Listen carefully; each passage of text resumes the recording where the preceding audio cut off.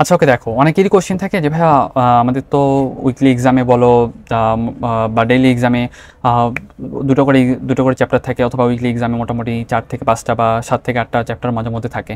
সেগুলো আমরা আসলে কীভাবে রিভিশন দিব? হ্যাঁ, তাহলে আমি ডেইলি এক্সামের কথাটা আপাতত বলি।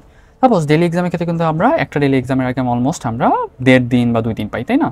এখন ব্যাপারটা হয় কি, সাপোজ আমাদের কিন্তু কোচিংয়ে পড়াচ্ছে, আমরা কিন্তু অলরেডি দাগানো বই নিয়ে যাই, দাগানো বই থেকে কী কী কোশ্চেন হতে পারে সেগুলো কিন্তু আমরা জানি, তাই না? এখন তুমি যেহেতু দাগানো বই অলরেডি দাগিয়ে ফেলছো, তুমি কিন্তু অলরেডি যখন তুমি কোচিংয়ে পড়ানো হয়েছে, তুমি কিন্তু অলরেডি জানো যে কোন জায়গাগুলো থেকে কিন্তু একটু ইম্পর্টেন্ট, কোন জায়গা থেকে কোশ্চেন হওয়ার সম্ভাবনা বেশি। এখন যখন তুমি হলো কোচিং থেকে আসবা, তুমি আগে অবশ্যই বইটা রিভিশন দিয়ে ফেলবা। তারপর তুমি চেষ্টা করবা যে তুমি যদি পারো ডাইজেস্ট বলো বা মেরিটিক্স বলো সেটা সলভ করার পাশাপাশি যে তোমার কোনো যদি গাইড থাকে, কোনো কোচিংয়ের যদি গাইড থাকে, সেগুলো তুমি সলভ করার। ওকে, এইটুকু অন্তত প্রিপারেশন না নিয়ে, এইটুকু প্রিপারেশন অন্তত না নিয়ে তুমি কখনোই ডেইলি এক্সামে অ্যাটেন্ড করবা না, বুঝছো?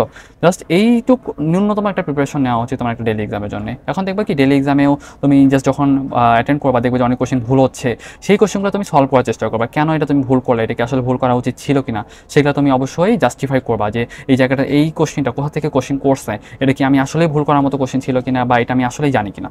তখন মনে করো সাপোজ যখন তুমি বারবার এভাবে তুমি রিভিশন দিবা, বা একটা তোমার হলো উইকলি এক্সামের আগে যখন তোমার 3টা ডেইলি এক্সাম দেওয়া হয়ে যাবে, তুমি কিন্তু জানো যে একটা চ্যাপ্টার থেকে কী কী কোশ্চেন হতে পারে, কোন জায়গাগুলো তুমি ভুল করছো, সেটা কিন্তু তোমার অলরেডি নখদর্পণে চলে আসছে। তারপর যখন তুমি উইকলি এক্সাম দিতে যাবা, তখন কিন্তু তোমার উইকলি এক্সামের আগে সর্বোচ্চ পাওয়া যায় তোমার 1 দিন পাওয়া যায় হয়তো। তখন এই একদিনে তুমি অলরেডি কিন্তু একবার রিভিশন দিয়ে ফেলছো। এই সময় এসে তুমি জাস্ট চেষ্টা করো যে তোমার একবার বইটা রিভিশন দেওয়ার, তোমার যদি 6টা বা 7টা চ্যাপ্টার থাকে, তুমি 6 থেকে 7টা চ্যাপ্টার সবগুলো চ্যাপ্টার বইগুলো একবার রিভিশন দেওয়ার।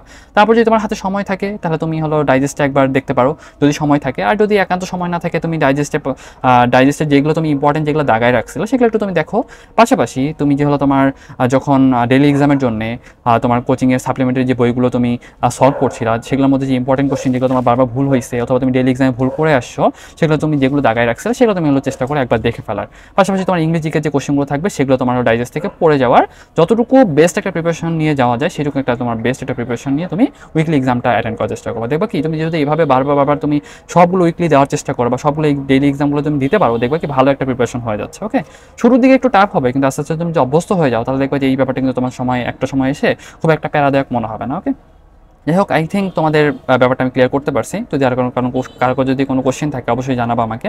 থ্যাংক ইউ এভরিওয়ান, আসসালামু আলাইকুম।